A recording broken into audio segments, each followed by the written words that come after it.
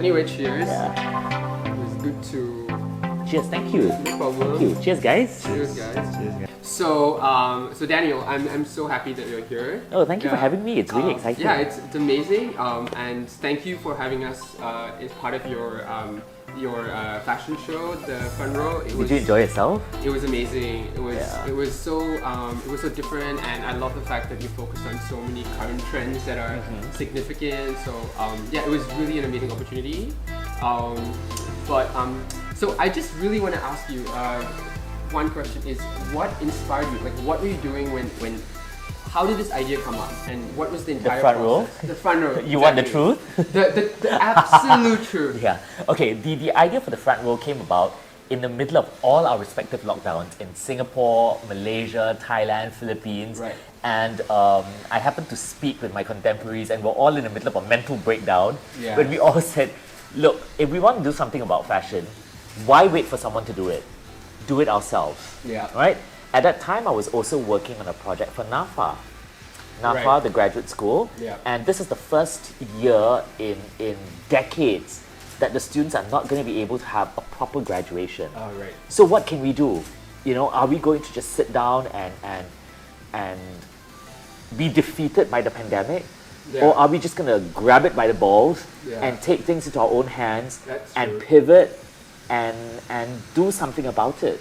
Yeah. And that's how the front row came about. Yeah. But at the same time, when I conceptualized the front row, you look at fashion nowadays. Fashion is not an exclusive industry. Fashion designers are collaborating with creators from other disciplines, which is why we decided to call it the front row. We didn't want to call it Fashion Week, Digital Fashion Week, Right. Fashion Festival, because I think the word fashion is redundant in a festival. A front row allows you to have exclusive, uninterrupted, close-up view of whatever we're presenting. Right. Regardless of whether it's a fashion show, it's a collaboration, it's a talk, it's a workshop, it's an insight into a magazine. So everyone has that front row to that. Yeah. You know? Yeah. No, I love the fact that you just didn't focus on designers. You focused on, magazines. Right. You give opportunities to people like not just in Singapore but Australia, Philippines. It was really dynamic, and I Because really we're a like that. global community right now. Exactly. And young people like you are the future of fashion. we are very old. We can set it in motion, we can be the catalyst, but all of you are the future of fashion. So if we don't support all of you, then fashion's going to die out one day. I mean, Right. I was new once. I was young once. Yeah. Once, a very long time ago. And I was given opportunities. Yeah. So if not for those opportunities, I wouldn't have had this wonderful career. Yeah. So it's time for me to pay back, to pay it forward, to help the new generation. And I'm very big into mentorship as well. Yeah. No, I really love that, and I also saw in your the front row you had a lot of emphasis on sustainability and on collaboration. Yeah. So fashion has always been, so far, I mean, I think it's about seasonality, exclusivity, social stratification. It's about being the best. That's what I think. But now with COVID, it's all about collaboration, community, and kind of bringing people together from all walks of life. How do you think that energy of fashion that has been defined by all these traditional boundaries and the fashion pyramid can still how does that energy still maintain, but also through collaboration? Like what do you think is the future of fashion now? Okay, I'm going to answer that question with a question back to you. Okay. All these traditional rules of fashion, Right. the stratification, the exclusivity, the seasonality, these are all man-made, That weren't is they? true. Yeah. Right? Fashion did not exist with these rules in place. The seasons of fashion were man-made. The fact that fashion is exclusive, the fact that fashion has different stratospheres, and we've got the haves and the have-nots, these are all man-made. So if rules are made by man, rules can be broken by man. I love that. Right? That's true. And Yeah.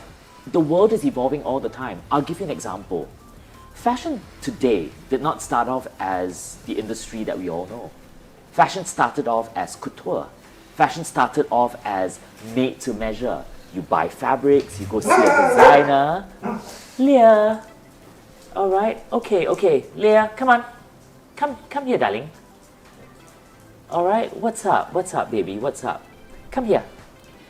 So if fashion rules were made by men, fashion rules can be broken by men, right?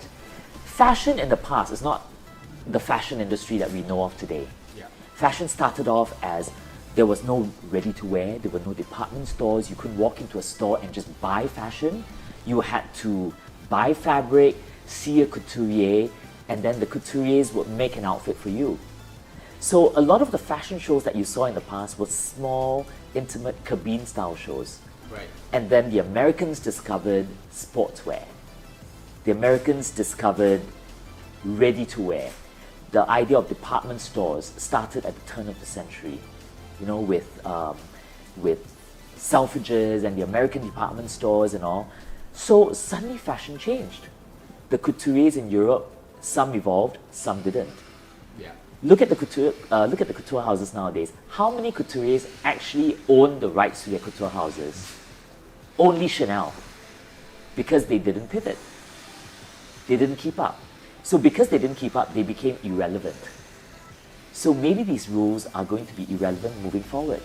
Maybe this whole pandemic, maybe this whole COVID situation is telling us that fashion needs to evolve. Fashion needs to move forward. Fashion needs to be a bit more responsible. That's why eco-friendly, sustainable fashion, and also maybe the barriers to the class system in fashion should be broken down. Because at the end of the day, if you talk about fast fashion, what is fast fashion? Fast fashion has made fashion very democratic. Right? Everybody can buy the trends of the season at different price points. Right. But fast fashion is also very, very harmful to the earth. Right. So what is the way moving forward?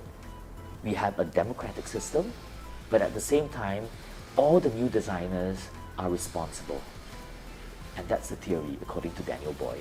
Yeah. No, I totally agree with you, and thank you for being brutally honest, because I like that.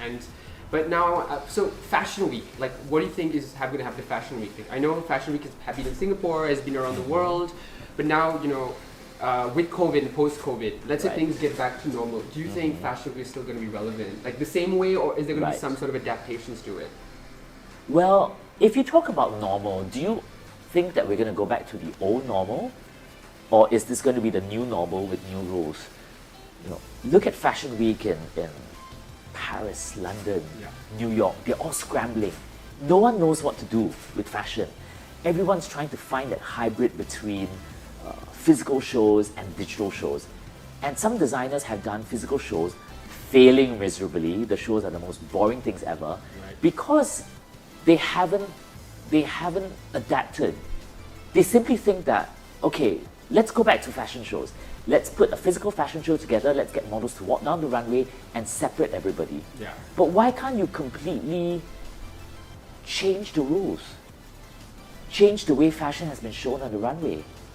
Change the entire concept of what a fashion week is. Right? People are starting to buy fashion, B2B, online. So very soon, trade shows are going to be irrelevant.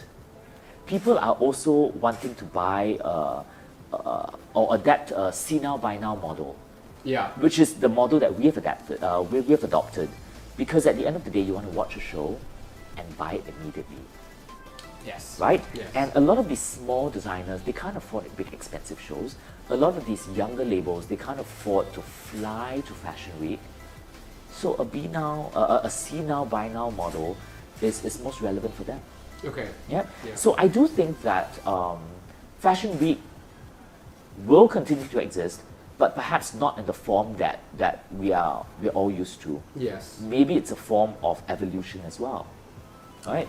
And maybe it's a chance for younger labels that in the past were shut out of Fashion Week to be able to have a platform. Yeah. So I don't think we're going to go back to the old form of Fashion Week. I think Fashion Week is going to be drastically changed. Yeah. I love that because even for me, I think Fashion Week has been fun, exciting, but there's a lot of even when I was working as a model, I feel like when I was watching shows, there's always the big designers. Even with change and diversity, the young designers from NAFA, from when I was in Melbourne, there was RMIT where they had one show where it was one show shared with 10 designers. Yes. And so they didn't really get that sort of platform that a designer would get. And they always, Australia is a great market, for example, and speaking from the Australian market, it's always the same designers doing the same shows. And it's annoying because you see so many beautiful and talented people out there who don't have that opportunity. And don't have the cash. The cash as right? well. I mean, fashion is all about telling stories, and Exactly. I'm all for telling stories. Yeah. But right now, the stories are being told by the designers or the labels that have tons of money. You know, how many designers have the budget to build a rocket, for instance, or to build a supermarket, or to have a glacier right in the middle of your set? You know, how many designers have that? But without that budget, with the digital platform, you can continue to tell those stories and more effectively. So I do think that this is and it doesn't cost a lot, and you're being very responsible to the environment as well. Right. You know, I'm a show producer. I was responsible for a lot of that wastage. We spent all that time and money building a set. The minute the show is over, we tear it down, we throw the materials away. Yeah. How wasteful is that? Yeah, that makes Right? sense. So I'm actually really excited about this new future. Oh, that's good. Yeah. That's great. Yeah. We've got to do our part for the environment too, right? Yeah, that's important. Yeah, it's always Yeah. you should always give back. Yeah. Yeah.